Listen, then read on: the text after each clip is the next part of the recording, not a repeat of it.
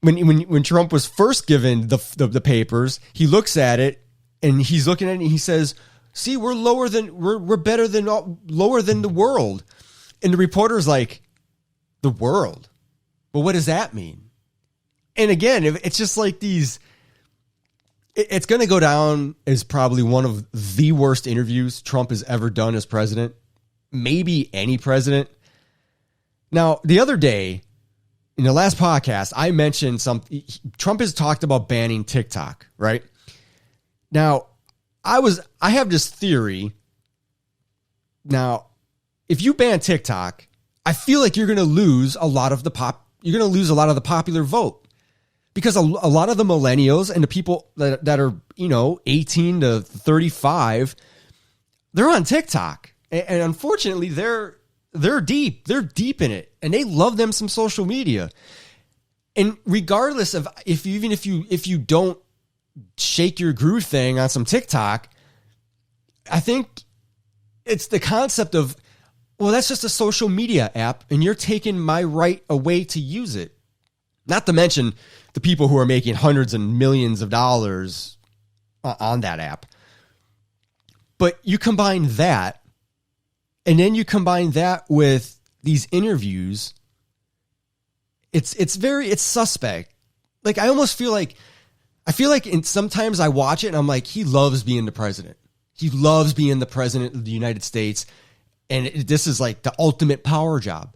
But then sometimes I'll watch stuff and I'll be like, God, I feel like he's doing it on purpose to lose the election. Like some of the stuff he says, the TikTok stuff, this interview, the blatant kind of denial of facts when it comes to the coronavirus and what numbers are being looked at versus what are going to be ignored.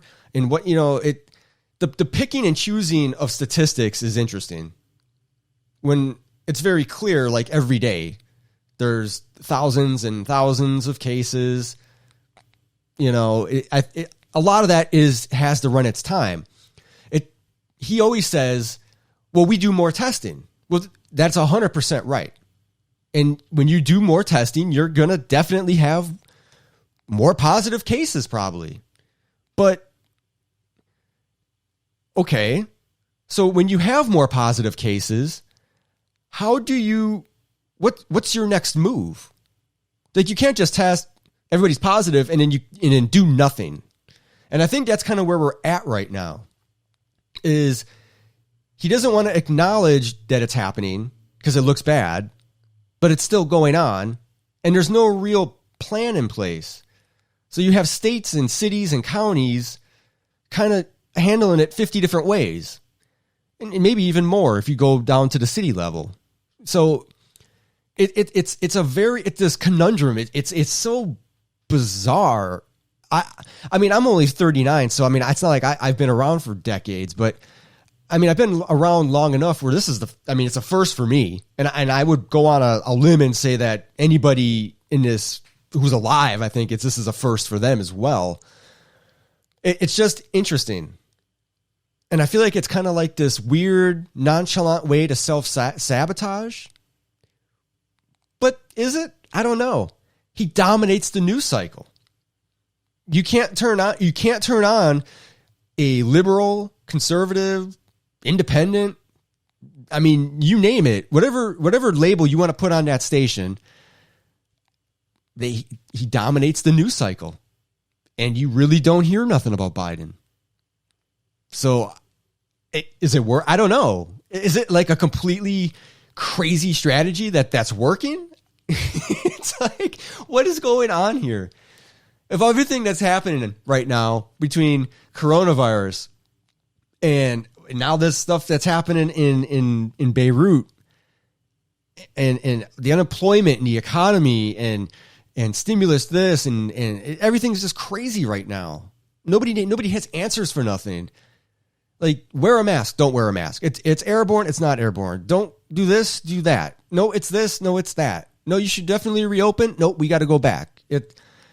There's so much misinformation and so much information in general that people are lost. And I don't even necessarily think they want Trump to be right.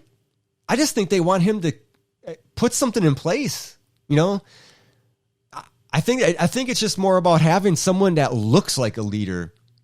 And even if it means giving them a false sense of security, is that so wrong? I guess. I mean, it's not the greatest. It's not best case scenario by any means, but I feel like the country's yearning for leadership. Black Lives Matter, riots, looting, pandemic, staying at home, unemployment. It's chaos. It's utter chaos. And there's never been one time where everyone was going to this point, you know, the leader, and there's never been that moment.